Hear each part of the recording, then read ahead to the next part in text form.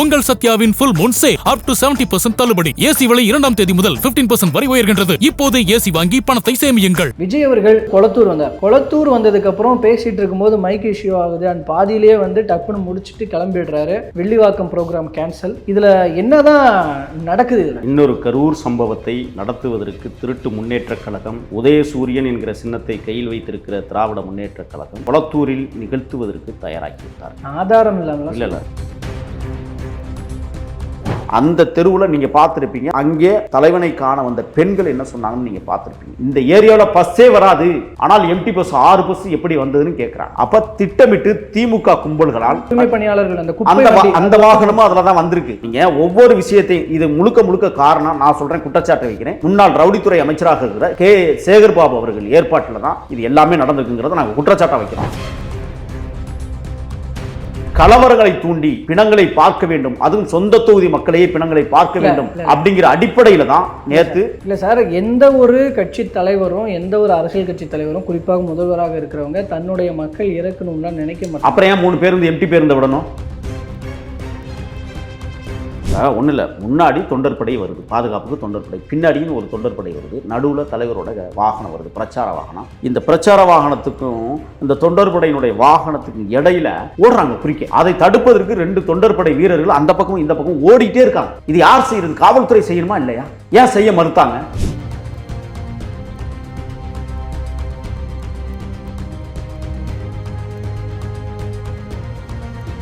நேற்று என்ன நடந்தது? கொளத்தூர்ல ஏன் காவல்துறை வெள்ளைன்னு தானே நாங்கள் கேள்வி கேட்கிறோம். அதை ஏன் நீங்க கேட்கல? உங்களை போன்ற பத்திரிகையாளர் கேட்கலாம், ஏன் கொளத்தூருக்கு அவருக்கு பாதுகாப்பு கொடுக்கல?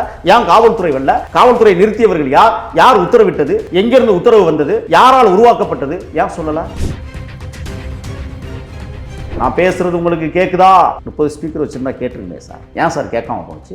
அங்க ஏதோ தொழில்நுட்ப கோளாறு ஏற்பட்டு அது அரசு அதான் லைவ்ல பாக்குறோம், விட்டு கேக்குது. அப்ப தொழில்நுட்ப அதுதான் எங்க தலைவருடைய வாகனத்துல சரியான தொழில்நுட்பம் இல்லைன்னு வச்சுக்கோங்க, அது விட்டு கேட்டுருச்சு. எங்க தலைவருடைய வாகனத்துல தானே எல்லாமே ஃபிட் பண்ணிருக்கு. அவர் பேசுறது எல்லாமே ஸ்பீக்கர்ல எப்படி ஃபிட் பண்ண முடியும்? ஸ்பீக்கர்ல ஃபிட் பண்ணாதான் நல்லா கேட்டிருக்குமே. ஆக திட்டமிட்டு குளத்தூர் மக்களை கொலை செய்வதற்கான சதி வேலை நேற்று நடந்தேறி இருக்கிறது. அதுல எங்க தலைவர் எங்கள் மக்களை பாதுகாத்திருக்கிறார். திருச்சியில் எங்கள் தலைவர் இன்னும் நாமினேஷன் தாக்கல் பண்ணலாம். திருச்சி கிழக்கில் ஏன் தெரியுமா எங்கள் தலைவர் 2 தொகுதியில் நிற்கிறாரு தெரியுமா உங்களுக்கு? தோல்வி பயம் இல்லை, ஏதாவது தோத்துட்டாலும் இன்னொன்று கை கொடுக்கணும்னு நினைக்கிறேன்.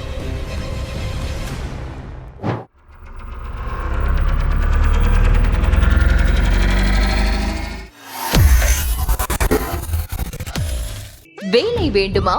ப்ளூ ஓஷன் இருக்கிறது. 10th 12th டிப்ளமோ டிகிரி படித்தவர்களுக்கு உணவு, தங்குமிடம், இஎஸ்ஐ, பிஎஃப், இன்சூரன்ஸ் உள்ளிட்ட சலுகைகளுடன் அனுபவத்திற்கேற்ற நல்ல சம்பளம் 15,000 முதல் 30,000 வரை. பெண்களுக்கு முன்னுரிமை. 2,000க்கும் மேற்பட்ட வேலை வாய்ப்புகள் உள்ளன. இப்போதே தொடர்பு கொள்ளுங்கள். Blue ocean.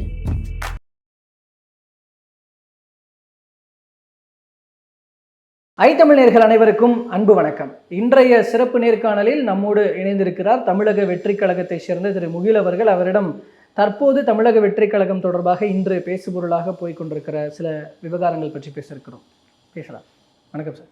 வணக்கம். விஜய் அவர்கள் வேட்புமனு தாக்கல் பண்ண கையோட தன்னோட பிரச்சாரத்தை ஆரம்பிச்சார். நேற்று பெரம்பூரில் அவருடைய தொகுதியிலிருந்து ஆரம்பிச்சவர் அங்கே நல்லபடியாக தான் முடிச்சு அடுத்து கொளத்தூர் வந்தார். கொளத்தூர் வந்ததுக்கப்புறம் பேசிகிட்டு இருக்கும்போது மைக் இஷ்யூ ஆகுது அண்ட் பாதியிலேயே டக்குன்னு முடிச்சுட்டு கிளம்பிடுறாரு. Vellivakkam program cancel. இதில் என்னதான் நடக்குது? இதில் இப்போது விஜய் அவர்கள் ஏன் இந்த மாதிரி போனார்ன்றதை நிறைய விஷயங்கள் பேசிகிட்டு இருக்காங்க. அண்ட் மோரோவர் நீங்கள் போய் ஒரு பக்கம் புகார் கொடுக்குறீங்க காவல்துறை மேலே.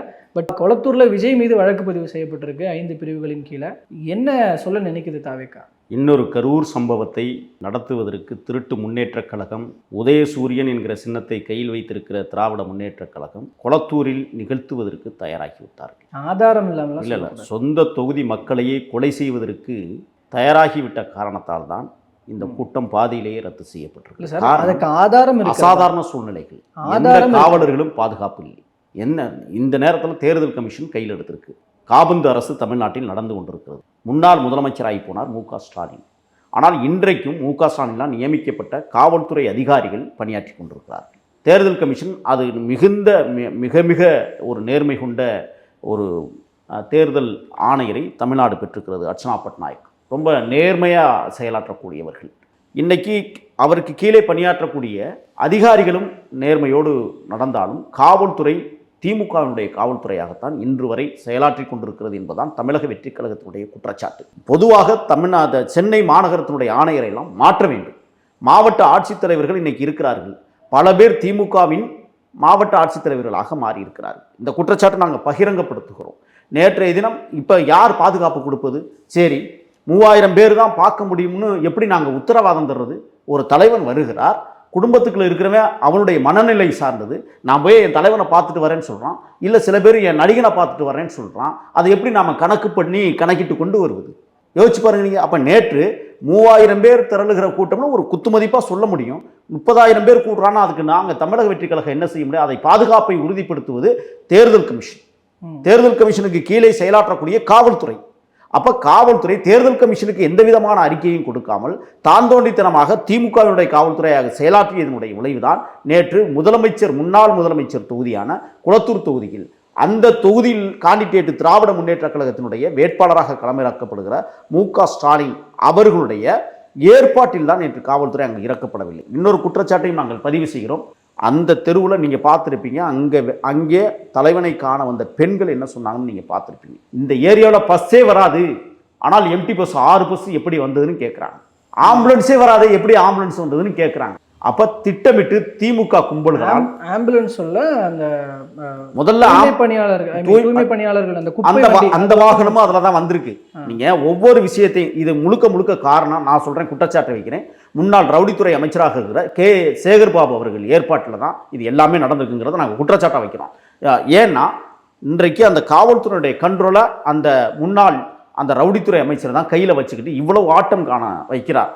ஆக இந்த நேரத்தில் தேர்தல் கமிஷன் முழுவதுமாக தேர்தல் அதிகாரிகளை கொண்டு உண்மையான தேர்தல் அதிகாரிகளை, உண்மையான காவல்துறை அதிகாரிகளை நியமிக்க வேண்டும் என்பதுதான் தமிழக வெற்றி கழகத்தின் நோக்கம். அந்த அடிப்படையில் தான் நேற்று நடைபெற போகிற சம்பவத்திற்கு முன்னாலேயே எங்கள் தலைவர் பாதியிலேயே பாருங்க, அதாவது பெரம்பூரில் 8.33 வினாடிகள் பேசிய எங்கள் தலைவர் அழகாக முடிஞ்சிச்சு கூட்டம். அங்கே காவல்துறை பாதுகாப்பை கொடுத்திருந்தார்கள். போதிய பாதுகாப்பு இல்லை என்றாலும் எங்களுடைய தொண்டர்படை கட்டுக்கோப்பாக அந்த நிகழ்ச்சியை முடித்தாங்க. பேச்சில் அனல் தெரித்தது.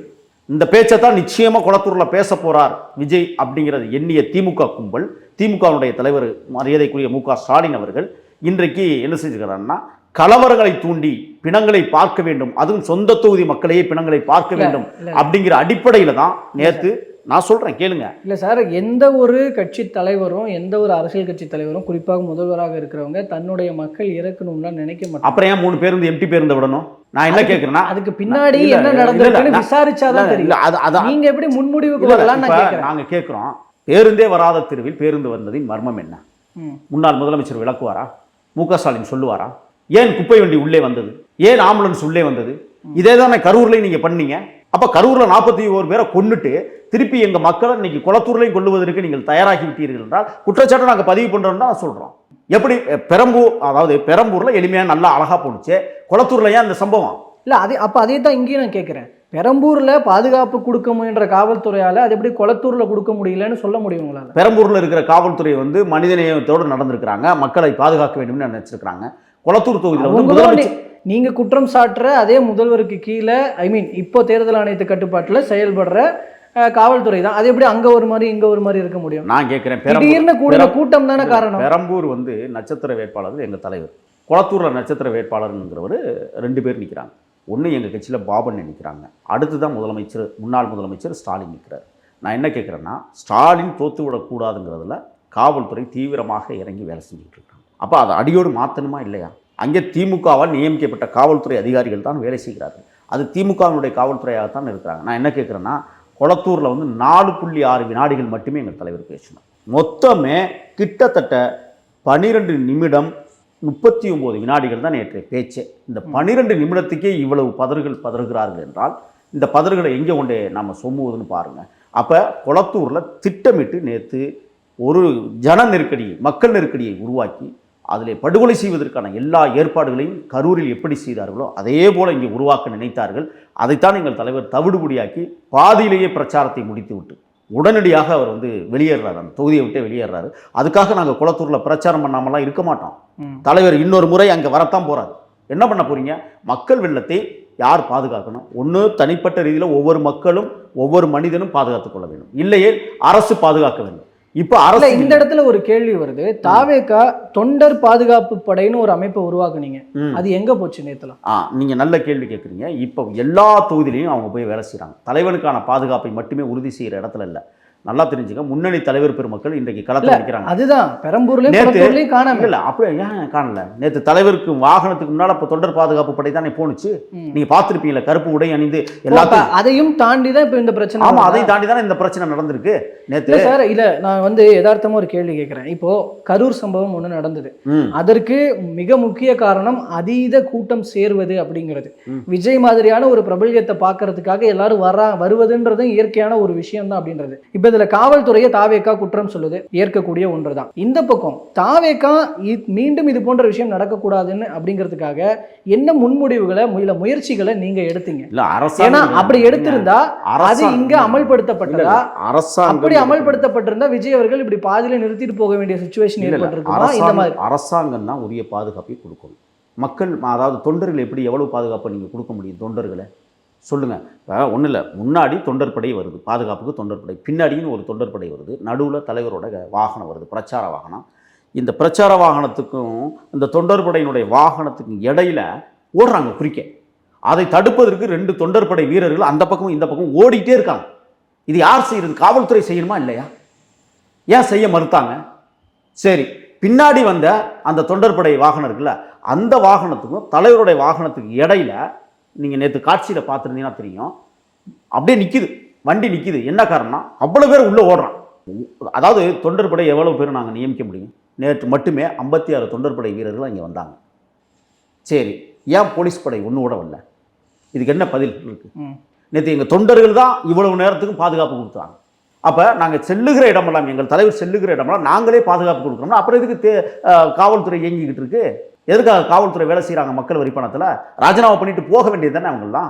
நேற்று என்ன நடந்தது? குளத்தூர்ல ஏன் காவல்துறை வெள்ளைன்னு தானே நாங்கள் கேள்வி கேட்கிறோம். அதை ஏன் நீங்கள் கேட்கல? உங்களை போன்ற பத்திரிகையாளர் கேட்கல, ஏன் குளத்தூருக்கு அவருக்கு பாதுகாப்பு கொடுக்கல? ஏன் காவல்துறை வெள்ள? காவல்துறை நிறுத்தியவர்கள் யார்? யார் உத்தரவிட்டது? எங்கிருந்து உத்தரவு வந்தது? யாரால் உருவாக்கப்பட்டது? ஏன் சொல்லலை? நான் கேட்குறேன். இப்போ நான் குற்றச்சாட்டை வைக்கிறேன். அந்த 6 பேருந்துகளுமே கொடுங்கையூர் பணிமனையிலிருந்தும் அண்ணா நகர் பணிமனையிலிருந்து போனதாக இப்போ தகவல் வருது. எம்டி பேருந்துக்கு என்னங்க வேலை? பேருந்தே செல்லாத இடத்துல எம்டி பேருந்துக்கு என்ன வேலை? மக்களை ஏற்றி செல்லாத பேருந்துக்கு அங்கே என்ன வேலை? அதை மட்டும் எனக்கு பதில் சொல்லுங்க. குப்பை வாகனம் அங்கே செல்ல வேண்டிய அவசியம் இருக்கு. மத்தியானத்தில் குப்பை வாகனம் இரவு பணிகள் செய்யுது. காலையில் 6 மணிக்கெல்லாம் அவங்க பணியை முடிச்சிருவாங்க. எப்பாவது ஒரு தடவை அவசர குப்பைகள் அள்ளுவதற்கு வாகனம் வரும். அங்கே என்ன அவசர குப்பை இருந்தது? எதுக்கு அந்த வண்டி உள்ளே வரணும்? அப்போ திட்டமிட்டு ஒரு நெருக்கடியை மக்கள் மீது திணித்து அதன் மூலமாக ஒரு கலவரத்தை ஏற்படுத்தி, அதன் மூலமாக எப்படி கரூரில் காவல்துறை அனுமதி பெறாமல் தடியடி நடத்தி 41 உயிர்களை பலியெடுப்பதற்கு காரணமாக இருந்ததோ, அதே போல இப்போ இங்கே குளத்தூரில் என்ன பண்ணுறீங்கன்னா, பேருந்தை உள்ள விட்டு மக்களை நெருக்கி அப்படியே சரிஞ்சு ஒன்று மேலே ஒன்றா விழுந்து ஒரு 10 பேர் சாகணும். சொந்த தொகுதி மக்களையே கொலை செய்வதற்கு சதிகார கும்பல் திட்டமிட்டிருக்கிறது இந்த முன்னாள் ஆட்சியாளர்கள், மு.க. ஸ்டாலின் ஆட்சியாளர்கள். அப்போ இதை நாங்கள் கொலையும் தான் பார்க்குறோம். நாங்கள் எங்கள் ஜனங்களை பாதுகாத்திருக்கிறோம். நேற்று எங்கள் மக்களை எங்கள் தலைவர் பாதுகாத்திருக்கிறார். நீங்க அப்படி ஒரு குற்றச்சாட்டு, அப்படி ஒரு தாட் உங்களுக்கு இருக்குன்னா, இப்போ நீங்கள் வந்து தேர்தல் ஆணையத்துக்கிட்ட ஒரு புகார் ஒன்று கொடுக்குறீங்க தாவேகா தரப்பில், காவல்துறை உரிய முறையில் செயல்படவில்லை அப்படிங்கிற விஷயம் அதில் நோட்டிஃபை பண்ணப்படுது. நீங்கள் சொல்கிற இந்த சந்தேகங்களையும் குற்றச்சாட்டுகளையும் புகார் மனுவில் குறிப்பிட்டிருந்தீங்களா அப்படின்னு ஒரு கேள்வி வரும்ல. கண்டிப்பாக. அதாவது என்னென்னா, புகார் மனுவில் ஏன் காவல்துறை பணி செய்யவில்லை, இது இப்போ நாங்கள் புகாராக கொடுத்துருக்குறோம். உடனடியாக தேர்தல் கமிஷனுடைய தலைமை அதிகாரி அவர்கள் அர்ச்சனா பட்நாயக், மாவட்டத்தினுடைய தேர்தல் அதிகாரி கிட்டத்தட்ட குமரகுருபரிடம் இப்போ விசாரணை போயிட்டு இருக்கு. நம்ம பேசிட்டு இருக்கோம் என்ன நடந்தது, விளக்கம் கேட்டிருக்காங்க, சொல்லி ஆகணும். அது மட்டும் இல்லை, பெரவலூர் அந்த அந்த காவல் நிலையத்தில் 5 பிரிவுகளின் கீழ் உடனடியாக வழக்கு இப்படி பதிவு செய்யப்படும். ஒரு முதலமைச்சர் கேண்டிடேட்டு அவர் பிரச்சாரம் பண்ணிட்டு போறாரு, பிரச்சார வாகனத்தை விட்ட கீழே இறங்கல. ஒரு குற்றச்சாட்டு என்ன சொல்றாங்கன்னா, மக்களுக்கு இடையூறு ஏற்படுத்தும் விதமாக. இது எங்கேயாவது பொருந்துமா? அது மக்களை சந்திக்கத்தானே வர்றாங்க, மக்கள்கிட்ட தானே ஓட்டு கேட்க முடியும். எருமைக்கிட்ட போய் கேட்க முடியும், நாய்கிட்ட போய் கேட்க முடியும் ஓட்டு. அப்ப மக்கள்கிட்ட ஓட்டு கேட்க வர்றாங்கன்னா மக்கள் தானே அங்கீகரிக்கணும். அப்ப மக்களுக்கு இடையூறு ஏற்படுத்தும் வகையில் அது எந்த விதத்துல? நீங்க அதுக்கு மட்டும் பதில் சொல்லுங்க. யார்கிட்ட நாங்கள் போய் வாக்கு கேட்கறது? சரி, அதை விட்டுருங்க. 5 ஒலிபெருக்கிகள் வைக்க வேண்டும் சொல்லியிருக்காங்க. எங்க தலைவர் ஒரே ஒரு உள்வாங்கியில தான் பேசுறாரு. வாகனத்தில் இருக்கிற அந்த ஒலிபெருக்கி தான் வந்து பேச்சை எடுத்து மக்களுக்கு கொடுக்குது. தொண்டை எவனாவது வச்சிருந்தா அதுக்கு யார் பொறுப்பு? தொண்டன்ட்ட போய் கேட்க வேண்டியதானே. நான் என்ன கேட்கலாம், எங்க தலைவர் வந்து இல்ல ஒரே நிமிஷம். திமுக தொண்டன் எவனா தப்பு பண்ணா நீங்க திமுக தலைமையை கேள்வி கேட்கறது இல்லையா? கேட்கிறோம். தாவேகா தொண்டனை எக்ஸ்ட்ராவா ரூல்ஸை மீறி ஸ்பீக்கர் வைக்கிறாங்கன்னா அப்ப கட்சி தலைமையோ இல்ல அந்த மாவட்ட செயலாளரோ அதை பார்க்க வேண்டியது அவங்க வேலை தானே, கடமை இல்ல. இது நான் அப்ப அதை பண்ணலைன்னா புகார் கொடுக்க தானே செய்வாங்க. இருங்க தலைவர் வருகைக்கு முன்னால அங்க ஸ்பீக்கர் வச்சிருக்காங்க, அவங்க அனௌன்ஸ் பண்றாங்க தலைவர் வர இருக்கிறாருன்னு. ஒரு ஸ்பீக்கர் வைப்போமா வைக்க மாட்டோமா, மக்களுக்கு சொல்லுவோமா இல்லையா? அதற்கு பொருத்தப்பட்ட அந்த ஸ்பீக்கர், அது 6 ஸ்பீக்கர் பொருத்திருக்கிறாங்க. அதில் 1 செயலந்து போச்சுன்னு தூக்கிட்டாங்க. 5 ஸ்பீக்கர் அங்கே பொருத்தப்பட்டிருக்கு. தலைவருடைய வாகனத்தில் சுற்றி வர உள்வாங்கி ஒலிபெருக்கி இருக்குது. அவர் அதில் தான் பேசிகிட்டே வர்றார், நெட்டுக்கு அதில் தான் பேசிட்டு வர்றாரு. அதில் கூடுதல் இது ஸ்பீக்கர் வச்சுருக்காங்க. பிரச்சார வாகனத்தில் எத்தனை இருக்குது, இது சட்டத்துக்கு புறமானதுன்னு சொன்னால் ஓகே. தலைவர் வரும்போது அந்த ஸ்பீக்கர்லாம் ஆஃப் பண்ணிட்டாங்க. தலைவர் வாகனத்தில் இருக்கிற ஸ்பீக்கரில் பேசுகிறாரு. என்ன குற்றச்சாட்டை கண்டுபிடிச்சிங்க நீங்கள் சொல்லுங்க? யாராவது பொது அமைதிக்கு குந்தகங்களை வச்சாங்களா எங்க கட்சி? 5 ஸ்பீக்கருக்கு பதிலாக கிட்டத்தட்ட 30 ஸ்பீக்கர்ஸ் நிறுவி இருக்கிறீங்கன்னா அப்புறம் அது வந்து வரைமுறையை மீறினது தானே. நான் என்ன கேட்குறேன், நீங்கள் கேட்குறது நியாயமான கேள்வி. காவல்துறையிட்ட நாங்கள் மனு கொடுத்துருக்குறோம்ல, நாங்கள் இங்கே தான் பேச போகிறாருன்னு. ஏன் காவல்துறை வந்து யாப்ப எத்தனை வாகனம் எத்தனை ஸ்பீக்கர் வச்சுருக்கிற எல்லாம் ஏன் சொல்லலை? காவல்துறை எங்கே போணுச்சு? அப்போ உங்களுக்கு புரியுதா ஒரு விஷயம்? இல்லை சார், அப்போ அந்த தப்புக்கு நீங்கள் பொறுப்பேற்றுக்க மாட்டீங்க, அது தப்புன்னு ஒத்துக்க மாட்டீங்க. 30 காவல்துறை நாங்கள் விதிமுறையை மீறிட்டோன்னு ஒத்துக்க மாட்டீங்க. இருங்க, 30 ஸ்பீக்கர் வச்சிருக்கிறோம்னு ஏன் நாங்கள் சொல்லலை, காவல்துறை சொல்லுது. காவல்துறை பேச்சை நீங்கள் எப்படி நம்புறீங்க?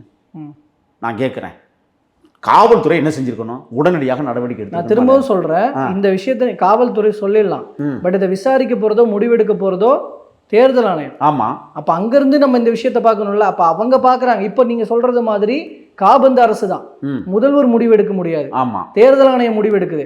அப்போ எப்படி ஒரு 10ஆம் பொதுவான குற்றச்சாட்டை காவல்துறை முன் வச்சிட முடியும்? நல்ல கேள்வி. ஏன்னா திமுக அரசால் நியமிக்கப்பட்டவர்கள் தான் இன்றைக்கும் பணியில் இருக்கிறாங்க. தேர்தல் ஆணையம் எப்போது என்ன பண்ணும்? மாவட்ட ஆட்சித்தலைவர்களை மாற்றும், காவல்துறை ஆணையாளர்களை மாற்றும், யார் எங்கெங்கே மாற்றணும்னு உளவுத்துறை ரிப்போர்ட் கொடுங்க. நான் சொல்கிறேன், குற்றச்சாட்டு வைக்கிறேன், தமிழ்நாட்டினுடைய உளவுத்துறை அதிகாரியை முதல்ல மாற்றுங்க. ஏன்னா உளவுத்துறை அங்கே திட்டமிட்டு தோல்வியடைய வைத்திருக்கிறது. உளவுத்துறை எங்கே போயிடுச்சு நான் கேட்குறேன். எதுக்கு அதுக்கு ஒரு ஐஜி? அதுக்கு எதுக்கு இன்டெலிஜென்ஸ்? மாவட்டத்தோறும் தொகுதி தோறும் எதுக்கு இன்டெலிஜென்ஸ் நீங்கள் வச்சுருக்கிறீங்க? அப்போ உளவுத்துறை சரியான வகையில் நடக்கவில்லை. உளவுத்துறையினுடைய தலைமை அதிகாரி திமுகவுடைய ஊதுகுழலாக செயல்படுகிறார். ஏன்னா அவரால் நியமிக்கப்பட்டது தானே, முன்னாள் முதலமைச்சரால் நியமிக்கப்பட்டவர் தானே. அப்போ அவர் யாருக்கு சப்போர்ட்டிவாக இருப்பார்? ஏன் இன்னும் தேர்தல் கமிஷன் இவங்களெல்லாம் மாற்றலைங்கிற கேள்வியை நாங்கள் வைக்கிறோம். தேர்தல் கமிஷன் முறையாக நடந்து கொண்டிருந்தாலும் கூட இது போன்ற சில விஷயங்களை மாற்றணும்னு நாங்கள் ஆசைப்படுறோம். ஏன்னா எல்லா திமுகவுடைய அரசு ஊழியர்களாக காவல்துறை இயங்கி கொண்டிருப்பதை கடுமையான கண்டனத்தை நாங்கள் தெரிவிச்சுக்கிட்டே இருக்கிறோம். நேற்று ஒரு மிகப்பெரிய அசம்பாவிதத்தை தவிர்த்திருக்கிறோம் எங்கள் தலைவர் மிக நுணுக்கமாக. ஏன்னா அவர் பேசும்போது ஒன்று சொன்னார், கவனித்து பார்த்துருக்கீங்க. நான் பேசுகிறது உங்களுக்கு கேட்குதா? 30 ஸ்பீக்கர் வச்சுருந்தா கேட்டிருக்கேன் சார், ஏன் சார் கேட்காம போச்சு? அப்ப ஏதோ அங்க ஏதோ தொழில்நுட்ப கோளாறு ஏற்பட்டது. அது அரசு அதான் லைவ்ல பாக்குறோம், விட்டு கேக்குது. அப்ப தொழில்நுட்ப அதுதான் அது சுத்தமா கேட்காம போயிருந்தா நீங்க சொல்றது ஓகே, விட்டு கேட்குது. அது எங்க தலைவருடைய வாகனத்துல சரியான தொழில்நுட்பம் இல்லைன்னு வச்சுக்கோங்க, அது விட்டு கேட்டுருச்சு. அவர் திருப்பியும் கேட்குறது, எங்க தலைவருடைய வாகனத்துல தானே எல்லாமே ஃபிட் பண்ணியிருக்கு, அவர் பேசுறது எல்லாமே ஸ்பீக்கர்ல எப்படி ஃபிட் பண்ண முடியும்? ஸ்பீக்கர்ல ஃபிட் பண்ணா தான் நல்லா கேட்டிருக்குமே. ஆக திட்டமிட்டு குளத்தூர் மக்களை கொலை செய்வதற்கான சதி வேலை நேற்று நடந்தேறி இருக்கிறது. அதில் எங்கள் தலைவர் எங்கள் மக்களை பாதுகாத்திருக்கிறார். இப்படி தான் நாங்கள் பார்க்குறோம். எங்கள் மக்களை பாதுகாப்பதற்காக தன்னுடைய பிரச்சாரத்தை நல்லா தெரிஞ்சுக்கோங்க. குளத்தூர் மட்டும் நேற்று அவருக்கு பிரச்சாரம் இல்லை, வெள்ளிவாக்கத்தில் பிரச்சாரம் இருக்கிறது. விருகம்பாக்கத்தில் தன்னுடைய பிள்ளை, வளர்ந்த பிள்ளை களத்திலே நிற்கிறான். அவனை வெற்றி பெற செய்ய வைக்கணும். தன் பிள்ளை களத்தில் இருக்கிற தகப்பன் பிரச்சாரத்திற்கு வர முடியாமல் நேற்று தடுக்கப்பட்டிருக்கிறது என்றால் அப்போ என்ன இருக்குது? சபரியை தூக்கி வளர்த்ததே தலைவர் விஜய் தான். அது தெரியுமா உங்களுக்கு? விருகம்பாக்கம் தொகுதியினுடைய அந்த வெற்றி வேட்பாளர், என்னுடைய இளவல், என்னுடைய நெருங்கிய நண்பன் களத்தில் இருக்கிறார். அப்போ நேற்று 2 பிரச்சாரத்தை தடை செய்திருக்கிறார்கள், 2 தொகுதியினுடைய பிரச்சாரத்தை தடை செய்திருக்கிறார்கள். நாங்கள் குற்றச்சாட்டு தான் வைக்கிறோமே. திருட்டு முன்னேற்ற கழகம், திராவிட முன்னேற்ற கழகம், உதயசூரியனை கையில் வைத்திருக்கிற, சின்னத்தை வைத்திருக்கிற திமுக கும்பல் நேற்றைய தினம் கொளத்தூரில் ஒரு பெரிய வன்முறை ஆட்டத்தை சொந்த தொகுதி மக்களையே கொலை செய்வதற்கு உத்தரவிட்டிருக்கிறார்கள் மறைமுகமாக. அதுதான் நேற்று அந்த வாகனங்கள் உள்ளே வந்தது. நான் என்ன கேட்குறேன்னா, ஒரே ஒரு விஷயம், ஒரு சிம்பாலிக்காக யோசிச்சு பாருங்க. ஏன் 6 வெறும் பேருந்து உள்ளே வர வேண்டும்? யார் அனுப்பியது?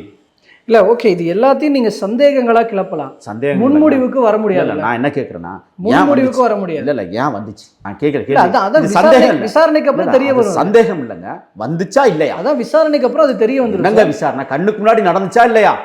கண்ணுக்கு முன்னாடி அந்த பேருந்து வந்துச்சா இல்லையா? பேருந்துகள் கண்ணுக்கு முன்னாடி குப்பை வண்டி வந்துச்சா இல்லையா? அது என்ன விசாரணை? வந்துச்சா இல்லையா? அதான் பிரச்சனை. யார் அனுப்பியது? இதைத்தானே நாங்கள் கேட்குறோம். இப்போ நீங்கள் என்ன பண்ணிட்டீங்க? நீங்கள் நினச்சதெல்லாம் சாதிக்கணும்னு நினைக்கிறீங்க. அதிகாரப்பலம் உங்களிடம் இருக்கிறது, பணபலம் உங்களிடம் இருக்கிறது என்பதை பறைசாற்றுகிற விதமாக அடக்குமுறைகளை பிற கட்சிகள் மீது நீங்கள் திணிக்கிறார். குறிப்பாக எங்கள் தமிழக வெற்றி கழகத்தின் மீது நீங்கள் திணிக்கிறீர்கள் என்றால் மக்கள் எல்லாத்தையும் பார்த்துட்டு தான் இருக்கிறாங்க. நேற்று மக்கள் சாலையில் இறங்கி போராடுறாங்க. வில்லிவாக்கம் தொகுதியில் எங்கள் தலைவர் வர வேண்டும் என்று துடிக்கிறார்கள். விருகம்பாக்கத்தில் நேற்று நான் 9 மணி தான் இங்கே தான் நிற்கிறேன். தலைவர் வருகிறார். அந்த பாதைகள் எப்படி கட்டமைக்கப்பட்டிருக்கிறது, எவ்வாறு மக்களை பார்ப்பதற்கு காவல்துறை சரியான அணுகுமுறையை கையாண்டிருக்கிறது என்பதை பார்ப்பதற்கு இரவுக்குள்ள நாங்கள் இருசக்கர வாகனத்தில் சுற்றுறோம். எந்த விதமான அசம்பாவிதங்களும் நடந்துவிடக்கூடாது. எங்கள் தலைவரை கண்ணியத்தோடும் பாதுகாப்போடும் அவரை பக்குவப்படுத்த வேண்டும். அவர் வருகிற போது பாதுகாப்பை கொடுக்க வேண்டும் என்று நாங்கள் விரும்புகிறோம். ஆனால் காவல்துறை விரும்புகிறதா?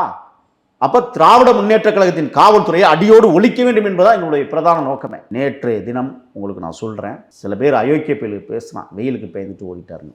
25 நாளைக்கும் சுற்றுப்பயணத்தை மேற்கொள்ள இருக்கிறார். அப்போ 25 நாள் நாங்கள் வெயிலுக்கு பயந்துட்டு ஓடிடுவோமா? சொல்லுங்கள் பார்ப்போம். அப்பட்டமான பேச்சுகளை பேசுகிறார்கள் சில பேர். எங்கள் தலைவர் கொளுத்து வெயிலில்தான் பெரம்பூரில் அவர் பிரச்சாரத்தை தொடங்கினார். உச்சி வெயிலில்தான் குளத்தூரில் பிரச்சாரத்தை தொடர ஆரம்பித்தார். ஆனால் என்ன நடந்தது? சொல்ல முடியாத விஷயங்கள் நேற்று நடக்க இருந்தது. பல உயிர்கள் சேதாரமாயிருக்கும். கொலையுறும் குற்றுயிருமாக கொலை செய்யப்பட்டிருப்பார்கள். மருத்துவமனைகள் அலறியிருக்கும். ஆம்புலன்ஸில் கத்தியிருக்கும். கரூர் சம்பவம் இன்னும் எங்களால் மறக்க முடியல. 41 பேரும் எங்களுடைய பிள்ளைகள், 41 பேரும் எங்கள் இயக்கத்தினுடைய பிள்ளைகள். இங்கே அப்படி ஒரு சம்பவம் நடந்துச்சுன்னா யார் அதை பரிகாரம் தேடுவது? ஆக முன்னாள் முதலமைச்சர் மு.க. ஸ்டாலின் தன்னுடைய சொந்த தொகுதியிலேயே மக்களை இழிவாகவும் பழி கொடுப்பதற்கும் தயாராகிவிட்டார் என்றால் மக்கள் எல்லாவற்றையும் பார்த்து கொண்டிருக்கிறார்கள். உரிய நீதியை குளத்தூர் மக்கள் விரைவில் கொடுக்க இருக்கிறார்கள். எங்களுடைய வெற்றி வேட்பாளர் அண்ணன் பாலு. ஓகே, இப்போது இவ்வளோ விஷயங்கள் இருக்குது. நம்ம தேர்தலுக்கும் இன்னும் கொஞ்ச நாள் தான் இருக்குது. பிரச்சாரம் பண்ண வேண்டியது கொஞ்ச நாள் தான். இன்னும் 234 தொகுதிகள் இருக்குது. ஆரம்பிக்கும் போதே இத்தனை விஷயங்கள் இருக்குது, முட்டுக்கட்டைகள் வருது. எப்படி தான் கவர் பண்ண போகிறார் விஜய்? இந்த சவால்களும் பிரச்சனைகளும் நிறைய எதிர் வருது. இதை விஜய் எப்படி ஃபேஸ் பண்ணுறாருன்னு பார்க்கறது மூலமாக தான், அதை எப்படி பார்க்க வேண்டியிருக்கு. அது மூலமாக தான் விஜயோட கேப்பபிலிட்டி என்னன்னு தெரிஞ்சுக்க வேண்டியிருக்கு. ஆனால் அதில் பெரிய ஒரு ஏமாற்றமோ ஒரு நிசப்தமோ நிலவுதில்லை. இல்லை, நீங்கள் எங்களுக்கு பெரிய கவலை என்ன தெரியுமா? நேற்றைய தினம் பெரம்பூரில் நடைபெற்ற அந்த மாபெரும் மக்கள் சந்திப்பு அந்த பொதுக்கூட்டத்தில் அல்லது பிரச்சார வாகனத்தில் அவர் பேசி வந்தது தமிழ்நாடே அதிர்ந்து போயிருக்கிறது. தமிழ்நாடே உற்று நோக்கியது. குளத்தூரில் என்ன மாதிரி பேச போகிறார் அப்படிங்கிறத ரொம்ப கவனமாக கேட்டாங்க மக்கள்லாம். ஆமாம், அதில் கூட ஆனால் பெரம்பூரில் பேசினதே தான் பேசினார். இல்லை, அதுதான் அது பேசுனதே பொறுத்து கொள்ள முடியலையே. 12 நிமிடம் புதுசாக எதுவும் விஜய் பேச மாட்டேங்க. நாங்கள் தேர்தல் பிரச்சாரத்தில் மூல மையமாக வைக்கிறது என்ன? பெண்களுக்கு பாதுகாப்பு இல்லை, குழந்தைகளுக்கு பாதுகாப்பு இல்லை, கொலை நகரமாக மாறுகிறது எல்லா நகரங்களும். நாங்கள் இந்த குற்றச்சாட்டை தொடர்ச்சியாக வைக்கத்தான் போகிறோம். இப்போ என்னை அனுப்பினாலும் நான் அந்த குற்றச்சாட்டை தான் வைக்க போகிறேன். இல்லை, அது ஓகே, அது பொதுவான குற்றச்சாட்டு ஆட்சியின் மீது இருப்பது தான். ஆமாம், அந்தந்த தொகுதிகளை பற்றி தாவேக்க என்ன அண்டர்ஸ்டாண்ட் பண்ணியிருக்கின்றது விஜய் அவர்களோட பேச்சு மூலமாக தானே தெரிய வரும். நான் 1ஆம் தேதியிலேருந்து என்னுடைய பிரச்சாரத்தை நான் தொடங்குறேன். 1000 விளக்கு தொகுதியிலேருந்து நான் தொடங்குறேன். 1000 விளக்கு தொகுதியினுடைய அன்றாட பிரச்சனைகளை பற்றி பேசுவதற்கு தலைவர் என்னை அனுப்பியிருக்கிறார். தலைவர் பொதுவாக எல்லா தொகுதியிலையும் என்ன பிரச்சனை, பொதுவாக தமிழ்நாட்டினுடைய பிரச்சனை என்னங்கிறத பேசுகிறாரு. நாங்கள் தொகுதி வாரியாக பேச போகிறோம்.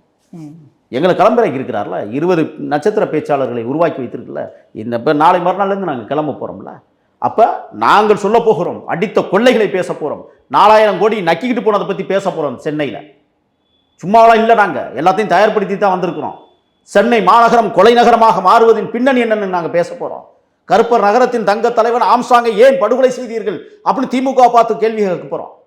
இன்னும் சொல்லப்போனால் துறைமுகத்தில் வைத்து முன்னாள் ரவுடித்துறை அமைச்சரை துவைக்க இருக்கிறோம். அந்த ஒரு மனுஷன் தான் சென்னையில் இருக்கிற அத்தனை அட்டுழியங்களுக்கும் காரணமானவர்கள் என்பதை தோலுரிப்பதற்காக நான் வர்றேன், வா மோதி பார்ப்போம், துறைமுகத்துக்கே பேசுவேன், நின்று பார்ப்போம் வா. எல்லாத்திற்கும் சவால் விடுகிற வகையில், சந்திக்கிற வகையில் எங்கள் தலைவர் எங்களை பக்குவப்படுத்தியிருக்கிறார், எங்களை உருவாக்கி இருக்கிறார். தமிழ்நாடு முழுவதும் சுற்றுப்பயணம் செய்வதற்கு எங்களை தயார் நிலைப்படுத்தி இருக்கிற நேரத்தில் எங்கள் தலைவலிக்கே உரிய பாதுகாப்பை தரம் இருக்கிற திமுகவினுடைய காவல்துறை அப்புறப்படுத்தப்பட வேண்டும். அது தமிழ்நாடு முழுக்க நாங்கள் சொல்கிறோம். சென்னையில் மட்டும் இல்லை, எல்லா தலைநகரங்களிலும், எல்லா மாவட்ட தலைநகரங்களிலும் திமுகவினுடைய கும்பல்கள் தான் இன்றைக்கு போலீஸ்காரர்களாக இருக்கிறார்கள், அதிகாரிகளாக இருக்கிறார்கள். அத்தனை பேரையும் தமிழக இந்த தேர்தல் ஆணையர் மாற்ற வேண்டும். எல்லாம் பொறுக்கித்தனமானவங்க. ஒருத்தன் கூட உருப்படி இல்லைங்க. அந்த லெவலுக்கு மாறி இருக்கிறார்கள். அதனால தான் கொலை நகரமாக தமிழ்நாடு திகழ்ந்திருக்கிறது. கிட்டத்தட்ட 9000 படுகொலைகளை தொடுகிற இந்த நேரத்தில் ஊரா சுற்றி பேச போகிறோம். அந்த பிரச்சனைகளை பற்றி பேச போகிறோம். உள்ளூர் பிரச்சனைகளை பற்றி எடுத்து சொல்ல போகிறோம். ஆணவ படுகொலைகளை பற்றி பேச போகிறோம். ரேப் அண்ட் மர்டரை பற்றி பேச போகிறோம். இதுதான் எங்களுடைய நோக்கம். பொறுத்திருந்து பார்க்கலாமா இதில் என்ன நடக்க போகுது அப்படிங்கிறத. இன்னும் விஜய் அவர்கள் என்ன பேச போகிறார், எத்தனை தொகுதிகளை உங்களால் கம்ப்ளீட் பண்ண முடியும், விஜய் அவர்கள் வந்து அதுதானே இவ்வளவு பெரிய தடை. அதைத்தான் எல்லா தொகுதிக்கும் போயிடக்கூடாதுங்கிறதானே தடை. நேற்றைய தினமும் அசம்பாவிதங்கள் நகர்ந்திருந்தால் முற்றிலுமாக விஜயை முடிவுக்கு கொண்டு வர வேண்டும் என்று ஒரு முடிவை எடுத்திருக்கிறது திமுக கும்பல். எங்களுக்கு தெரியும், அதெல்லாம் அந்த அஜெண்டாவெல்லாம் எங்களுக்கு தெரியும். நான் சொல்கிறேன், இது மட்டும் இல்லைங்க, சென்னையில் துறைமுகம் தொகுதியில் எங்கள் தலைவர் பேசுகிற போது எந்த சம்பவம் வேண்டுமானாலும் நடக்கலாம். நான் ஏற்கனவே இதை பதிவு பண்ணிக்கிட்டே இருக்கிறேன். அடுத்து நான் சொல்கிறேன், மதுரை தொகுதியில் என்ன சம்பவம் வேண்டுமானாலும் நடக்கலாம். மதுரையில் தெற்கு தொகுதியும் கிழக்கு தொகுதியும் எல்லாம் ரவுடித்துறைகளாக அமைச்சர்கள் இருக்கிறார்கள். அதே மாதிரி இன்னொன்று சொல்கிறேன், திருச்சியில் எங்கள் தலைவர் இன்னும் நாமினேஷன் தாக்கல் பண்ணலாம். திருச்சி கிழக்கில் திருச்சி அதிருகிறோம். ஏன் தெரியுமா எங்கள் தலைவர் 2 தொகுதியில் நிற்கிறாரு தெரியுமா உங்களுக்கு? தோல்வி பயம் இல்லை, ஏதோ தோத்துட்டாலும் இன்னொன்று கை கொடுக்க நினைக்கிறாரு. அப்படியெல்லாம் கிடையாது. 2லுமே இமாலய வெற்றியை அடைய இருக்கிறார். பெரம்பூரில் அன்றாடங்காட்சி மக்களுக்கு ஒரு அரிய தலைவனை பெற இருக்கிறார்கள். நீங்கள் ஏன் எங்கள் முன்னணி தலைவர்களை சென்னையில் நிறுத்தணும் தெரியுமா? எங்கள் தலைவர் போட்டியிடுகிற தொகுதியில் மட்டும் அவர் பிரச்சாரம் பண்ணுவதற்கு எதுவாக இல்லை, பக்கத்து தொகுதியிலும் பிரச்சாரத்தை அதனால தான் நேற்று பெரம்பூர், அதனால தான் நேற்று குளத்தூர், அதனால தான் நேற்று வந்து பக்கத்தில் இருக்கிற வில்லிவாக்கம் இப்படிலாம் வந்து கொண்டு வரப்பட்டது.